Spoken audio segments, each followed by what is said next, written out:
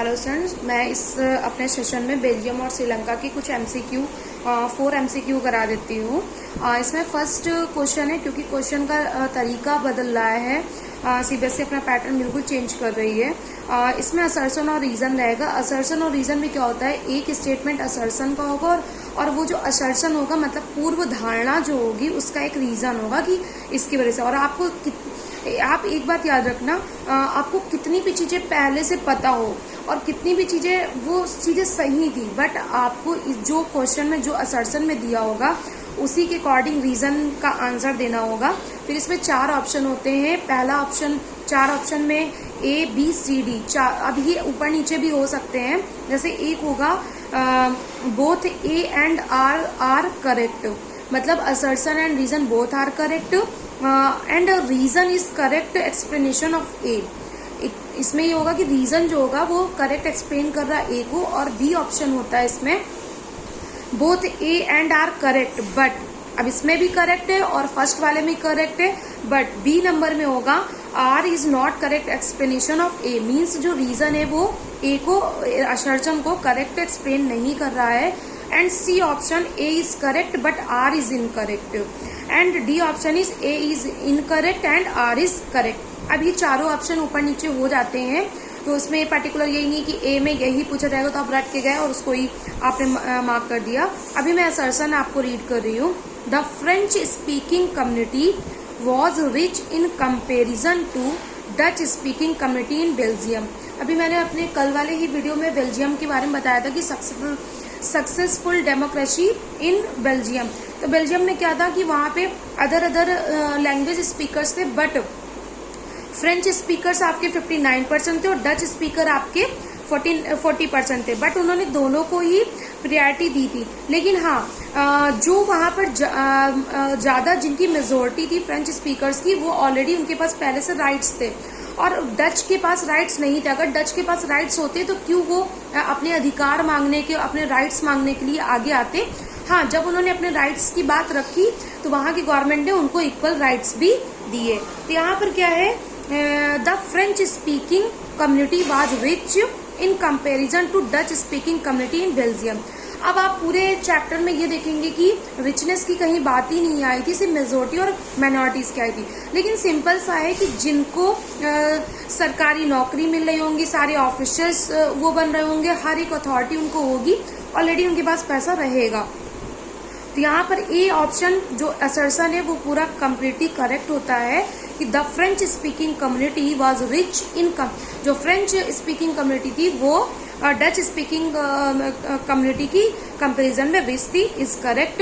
And second reason, Dutch speaking community got the benefit of economic development and education much letter.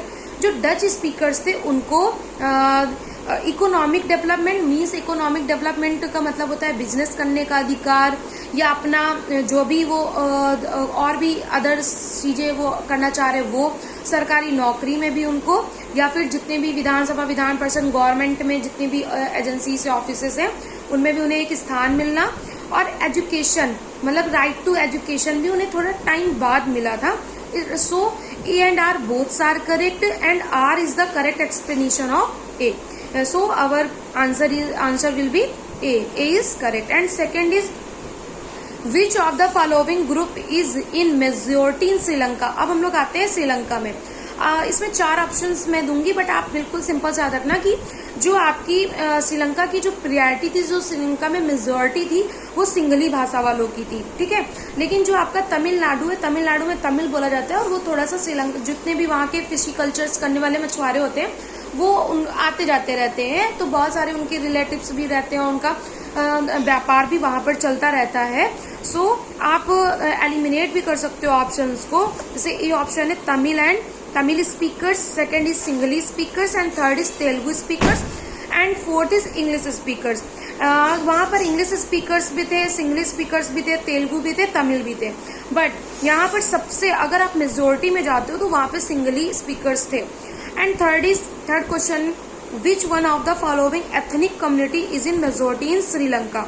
अब ethnic यहाँ पर भी same है, इसमें आपको 4 ऑप्शंस दिए हैं, but you can eliminate Sri Lankan Tamils, वो तो मिनॉरिटीज में थे।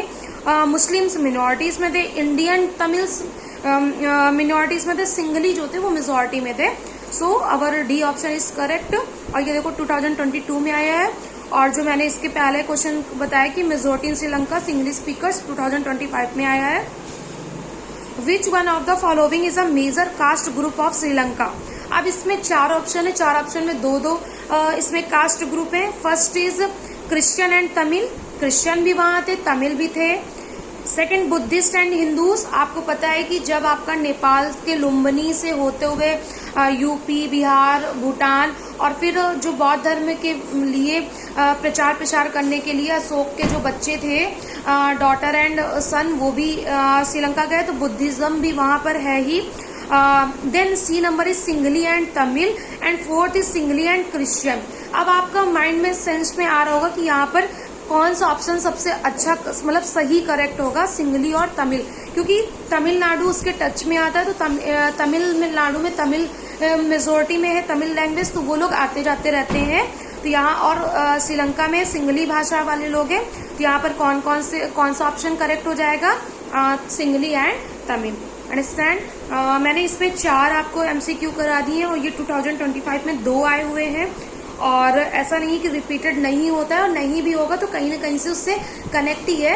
तो आपको सिर्फ एक बार बेस क्लियर करना होता है। Thank you.